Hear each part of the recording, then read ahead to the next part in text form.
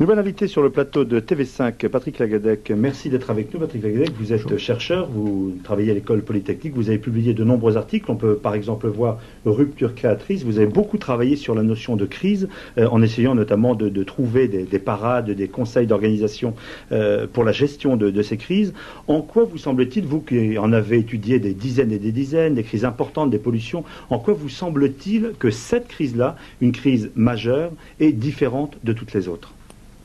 Alors deux choses. Une accumulation de crises extrêmement difficiles. On sait déjà que pour gérer une crise difficile, nous avons beaucoup de difficultés. Regardez ce que nous avons eu pour la vache folle ou pour un grand séisme.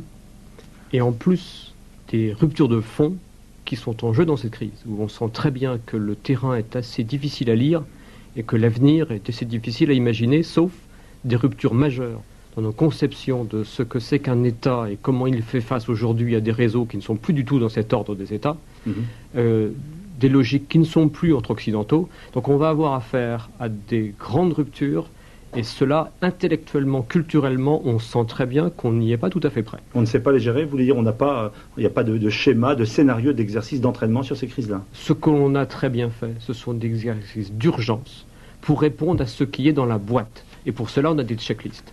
Quand c'est une crise un peu non conventionnelle, on n'a pas grand-chose. Et pour des ruptures majeures, alors là, ça supposerait qu'il y ait beaucoup plus de capacité de questionnement qui ait fait le lien entre le questionnement et la mise en action de ces questionnements. Pour le moment, ce genre d'entraînement et de réflexion est assez faible. Mais est-ce que les compagnies aériennes, à votre avis, à votre connaissance, avaient réfléchi à cette hypothèse, c'est-à-dire d'un détournement de l'utilisation de l'appareil, non pas pour aller d'un endroit à un autre, non pas pour obtenir de l'argent, mais pour se suicider sur un objectif symbolique? Est-ce que ça, les compagnies avaient imaginé dans leur scénario de crise que ça pouvait se produire? Je ne suis pas à l'IATA. Ce que je peux vous dire, c'est qu'il y a une conférence qui devait se tenir en novembre prochain et que je devais présenter des choses sur les nouvelles formes de crise non conventionnelles qu'il y aurait dans ce métier. Mais ce n'est pas propre à l'aviation. Dans tout domaine aujourd'hui, qu'il s'agisse de l'État ou des entreprises, souvent j'ai posé la question, mais si, what if? Et la réponse qui m'était donnée, c'est écoutez, ici, on est ici pour répondre à des problèmes, on n'est pas ici pour s'en poser. Avec ces logiques dans lesquelles les problèmes sont à l'intérieur du cadre et ce qui est à l'extérieur n'existe pas, avec ces logiques-là, on ne peut pas faire face à ce genre de problème. Et c'est tout ce qu'on ressent dans cette affaire. Vous parlez de gestion de crise à l'intérieur de l'entreprise, ou plus largement d'une compagnie aérienne. Est-ce qu'au niveau d'un État, est-ce que par exemple, pour prendre l'exemple du président Bush, est-ce qu'il vous a l'air, je dirais, prêt, lui, à avoir toutes les clés, toute la grille de lecture pour interpréter la crise actuelle? Écoutez, on a mis 20 ans ou 25 ans à comprendre sur la crise des missiles de Cuba qui avait fait quoi et comment ça s'était enchanté.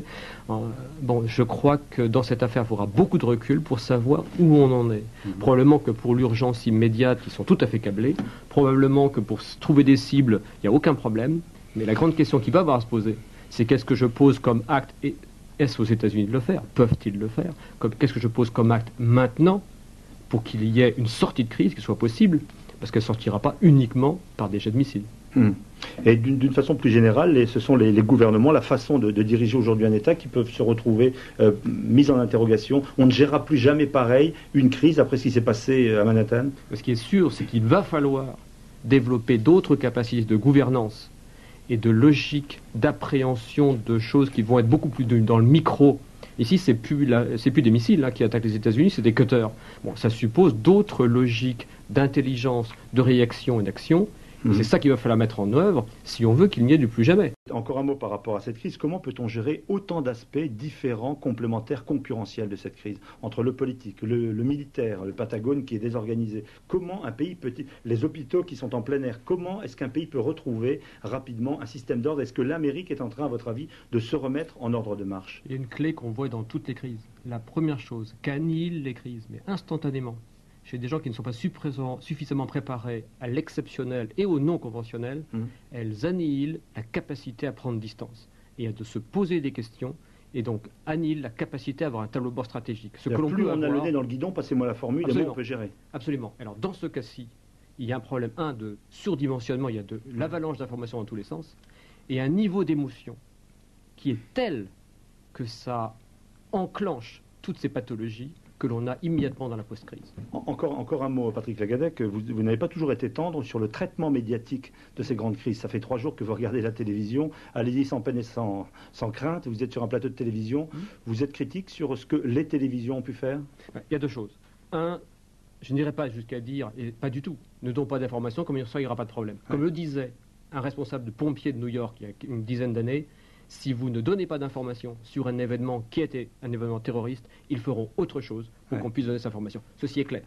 Mais deuxièmement, passer en boucle constamment ce qu'il y a de plus émotionnel, y compris lorsque le ministre de la Défense est reçu et qu'on passe, alors qu'il est à l'antenne, immédiatement des photos, des images de cette tour qui flambe et qu'on le fait systématiquement, eh bien on injecte, au moment où il faut de la réflexion, de la prise de distance, de la réflexion en termes de sens, parce qu'une crise c'est un effondrement de sens. Quand il y a effondrement de sens, on remplit ça avec encore plus d'émotion et on met l'émotion en effet Larsen. Qu'on ne se pose pas la question après de savoir si on peut gérer la crise, on ne pourra pas la faire.